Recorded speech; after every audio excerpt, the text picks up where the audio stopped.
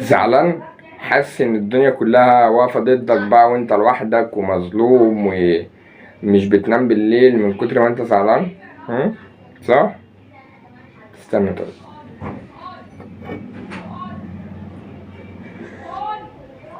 لا رايقة. شوف الفيديو دوت وشعور الزعل اللي عندك دوت هيختفي تماما.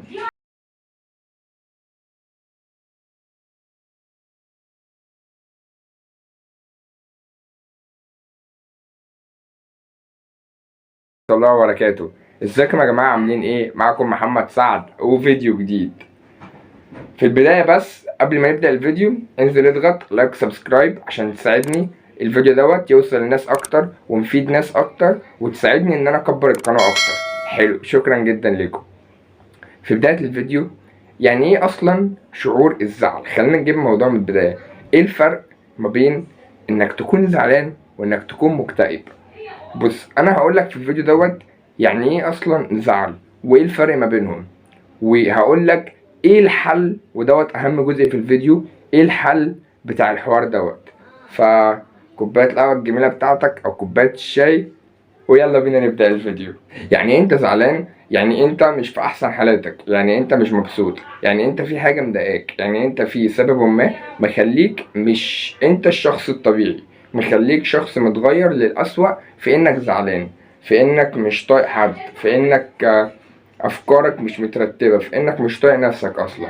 طيب ايه الفرق ما بين انك تكون زعلان وانك تكون مكتئب؟ انك تكون زعلان دوت شيء طبيعي جدا جدا، مفيهوش اي مشكلة.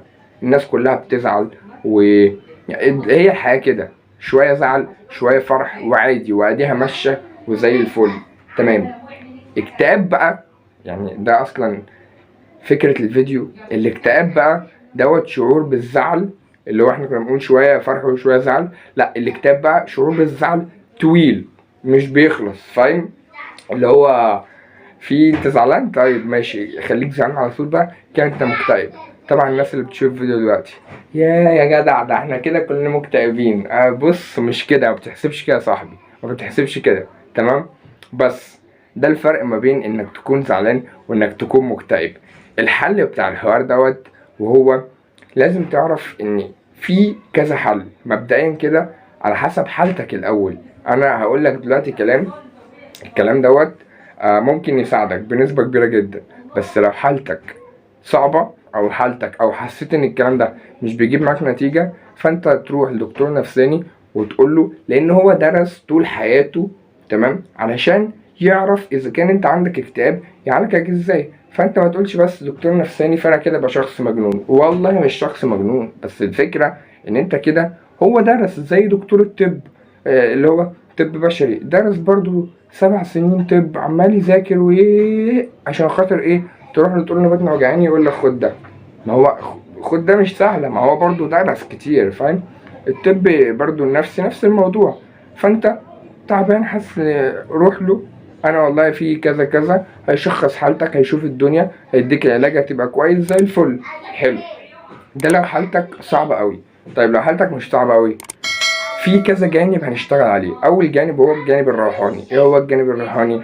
هتبدأ تصلي كويس، صح؟ هتبدأ ان انت تسبح ربنا، هتبدأ تقرب من القرآن، هتبدأ تعمل علاقة، يعني زي ما تقول كده ايه هي الصلة بين العبد وربه؟ الصلاة، صح؟ تبدأ تصلي، تبدأ تهتم بالطاقة الروحانية، تكلم ربنا، يا رب والله انا في كذا مزعلني او مش عارف ايه. عادي تكلم ربنا عادي وتفضفض له عادي. تمام. وهو ربنا اكيد يعني هو اللي خلقك، فمش هيرحمك؟ اكيد لا طبعا، اكيد هيرحمك. تمام. وربنا رحيم جدا، اصلا رحيم جدا جدا بطريقه انت مش متخيلها.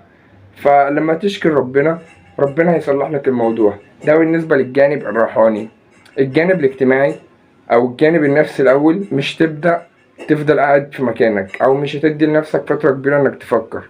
ابدا بقى، يعني حرك نفسك من المكان اللي انت فيه، وابدا مثلا اتعرف على اهلك اكتر، اقعد معاهم اكتر، افهم حياتهم اكتر، شوف هما بيعملوا ايه اكتر. ده بالنسبة للجانب النفسي. ابدأ طور من نفسك اكتر، ابدأ شوف انت عايز تتعلم ايه، انزل اتحرك اعمل اي حاجة.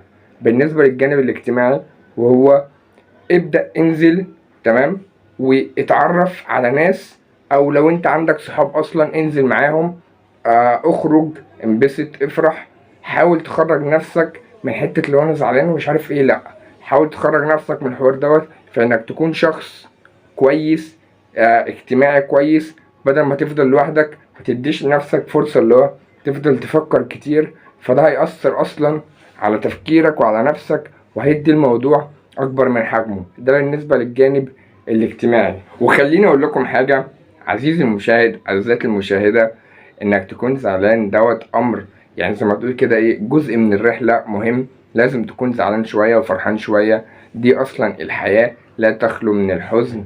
بس الفكرة انك حاول بقدر الامكان تكون انت المصدر الاول والاخير لسعادتك، علشان خاطر انت مثلا لو معتمد على شخص، تمام، او شخصة اسمها اكس او اسمه اكس، تمام، اكس دوت هو المسؤول عن فرحك، وانك تكون شخص بقى مبسوط هو المسؤول. لو سابك انهارت، انت زعلت، يا خلاص، فاهم، خلصت. فلما تكون انت معتمد على نفسك اعتماد كامل، فهتبقى انت بقى الاكس اللي في حياتك ده، يعني انت هتبقى حرف اكس اللي في حياتك ده. فاكيد هتسيب نفسك؟ اكيد لا، يعني مش هتسيب نفسك بالعقل كده، تمام. فخليك انت مصدر السعادة لنفسك ومصدر البهجة لنفسك، ولما يجيلك ده من الاخرين تقبله واستقبله وافرح بيه. اللي هو شخص مثلا فرحك، تمام، افرح جدا، اهلك فرحوك، افرح جدا وانبسط، مفيش مشكلة، بس خلي المصدر الاساسي اللي هو العمود الراكز بتاع الحوار دوت وهو نفسك، وبس كده. والى هنا تنتهي حلقة النهاردة.